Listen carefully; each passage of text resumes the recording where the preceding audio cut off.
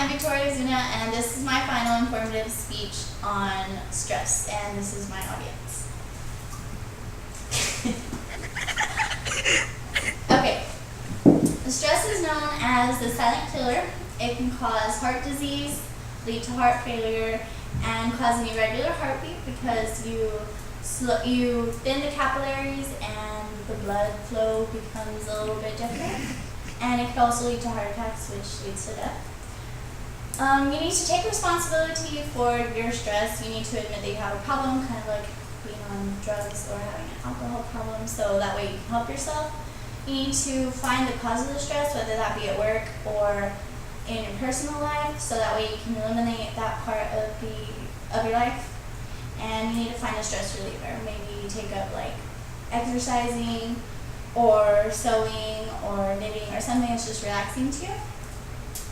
And you need to communicate. You need to communicate with maybe a counselor or a teacher or somebody that's easy to confide in, so that way they can help you. And you need to, again, communicate with yourself and make sure you know that you got a problem. There are 3 different types of stress. There's workplace stress, school stress, and student stresses. Workplace stress could be something like being laid off or taking a pay cut or being demoted, because it would affect your family life and your financial life. And personal stress would be maybe like family issues. Maybe your parents are going through a divorce, or maybe you have kids and they stress you out because kids are a big responsibility. Or you could be dealing with money issues, which just throws your whole financial system off.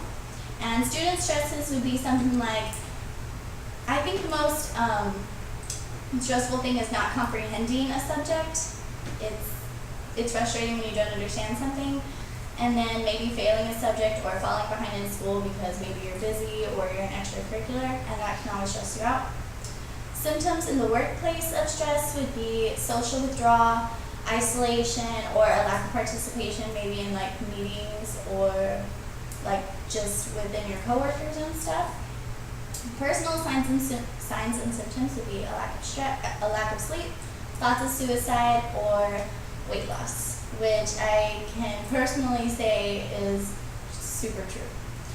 And student signs and symptoms would be maybe a lack of concentration in class, again, social withdrawal, maybe from your friends or your group that you usually hang out with, or anxiousness, irritability, and depression while you're in class.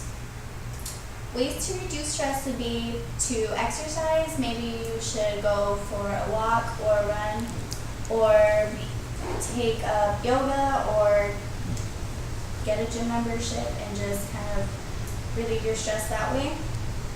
Or if lack of organization stresses you out, maybe you need to purchase a planner, or manage your time more efficiently, or clean up your workspace and be more organized. You also need to rest. You need to set aside a day to just relax, find a place that will make you comfortable to just relax and enjoy yourself, maybe read a book or do something like that, go for a walk. You need to get enough sleep. I know many teenagers or students don't get enough sleep, but you need to. And you are recommended 8 hours in order to properly function throughout the day. And you also, lastly, need to remove people that add stress to your life. If your significant other stresses you out, maybe you need to remove them from your life. Or maybe friends that just have a constant negative attitude, you might want to talk to them and tell them that they stress you out, or maybe you just want to isolate yourself from them, period. And some of the last things would be, the emotional aspects of this would be that you need to boost your self-confidence. Stress comes from a lack of confidence, or something that, it comes from a lack of self-confidence or something that just ruins you on the inside. Do not use alcohol or drugs to relieve stress, because that's only a temporary high, not a permanent one, and you can cause internal damage to your body and lifelong problems with that. And you also need to be socially aware and realize that nothing's going to go perfect. You can't be a perfectionist and expect everything to go perfect all the time, and I think that's something that affects people greatly. They want everything to come out perfect always, and it's just not gonna happen. That's not reality. Also, don't set yourself up for overthinking. Don't find yourself laying there overthinking and upsetting yourself. You need to keep yourself busy so that way you don't stress yourself out, or you can just exercise or do something like that. And lastly, especially if the problem's at work, you need to communicate at work. You need to discuss like your concerns and why the problem's occurring. You need to talk to your coworkers, and you need to just speak your mind. That way you can relieve yourself of some stresses.